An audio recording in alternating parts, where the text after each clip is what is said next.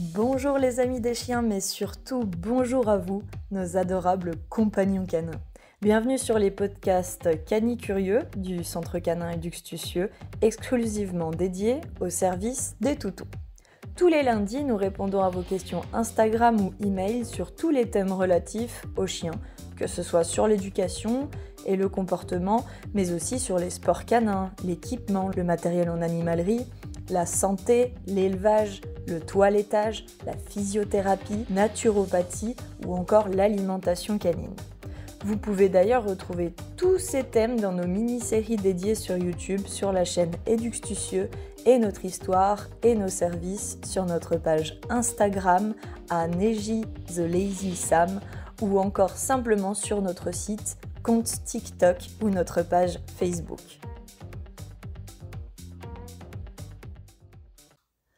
Bonjour les amis canins, j'espère que vous avez passé un agréable week-end avec vos toutous comme d'habitude.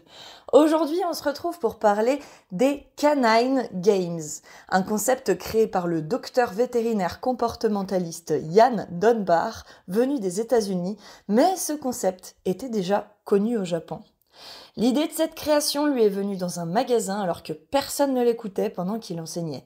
C'est un peu ballot. Et il a donc cherché comment capter l'attention du plus grand nombre et c'est donc par le jeu qu'il l'a conclu. Éduquer par le jeu est déjà très populaire, on le sait, et l'on considère effectivement que le chien apprend beaucoup mieux via le jeu. Mais soyons honnêtes, c'est surtout pour vous, les maîtres, qui écoutent mieux et qui appliquent du coup les règles du jeu. C'est pour ça en fait que ça marche. Les Canine Games sont loin d'être un parcours de santé, sachez-le. Il faut en général bien s'y préparer avant, car l'environnement y est extrêmement stimulant, avec les mouvements, les sons, les humains qui s'agitent dans tous les sens, et les autres chiens. Et c'est ce que l'on recherche justement pour apprécier le focus et l'obéissance du chien, avec son relationnel bien évidemment avec son maître.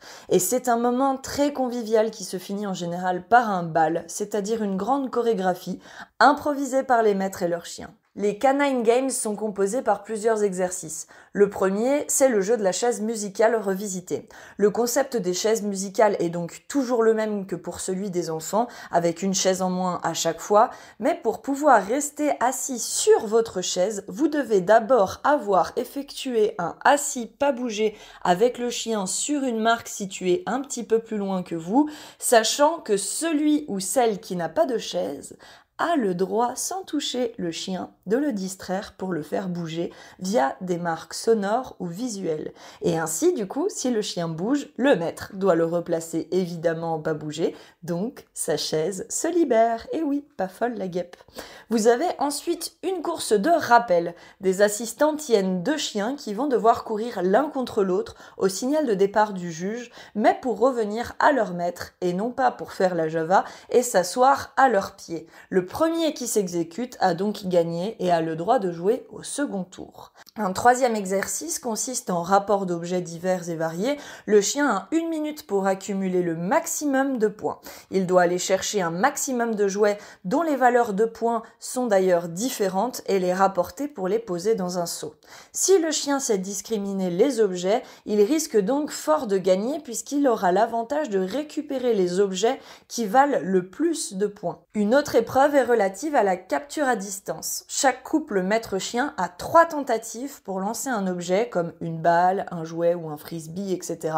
Et le chien doit l'attraper en plein vol avec sa gueule ou ses pattes. Celui qui fait le lancer et la capture réussie avec le plus de distance a gagné.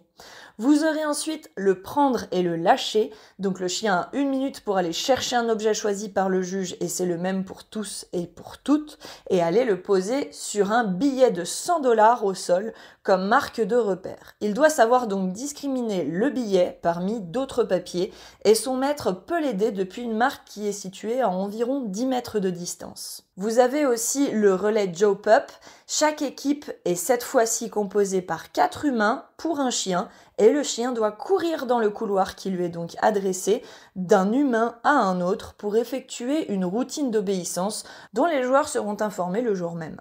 Un autre relais vise à avoir 2 équipes de 4 chiens, chaque chien étant assis, pas bougé, et tenu par un membre de l'équipe adverse. Au signal du juge, Le premier chien est rappelé par son maître. Il doit franchir une ligne sur son trajet et s'asseoir, et vice-versa avec les autres chiens.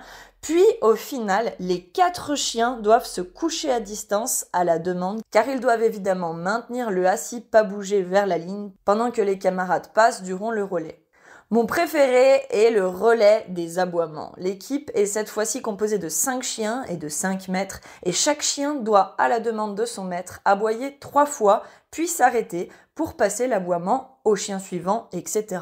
L'équipe qui a cumulé la somme des aboiements, soit 3 aboiements multipliés par 5 chiens, le plus rapidement a gagné.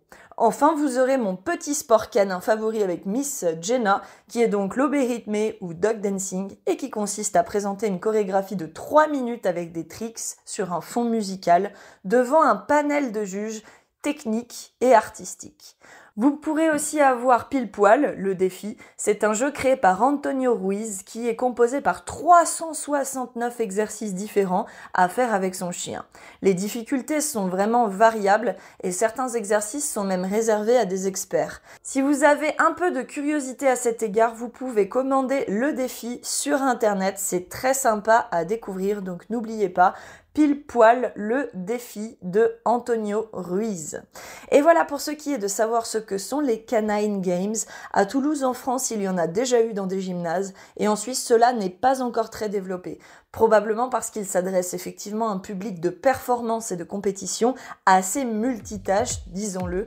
Mais le concept est excellent, qu'est-ce que vous en pensez ? En attendant, je vous laisse sur cette nouvelle journée et j'espère que cela vous donnera des idées pour vous amuser durant la semaine avec votre compagnon pour travailler certaines thématiques. Et de mon côté, je vous retrouverai donc lundi prochain pour un nouveau podcast canin.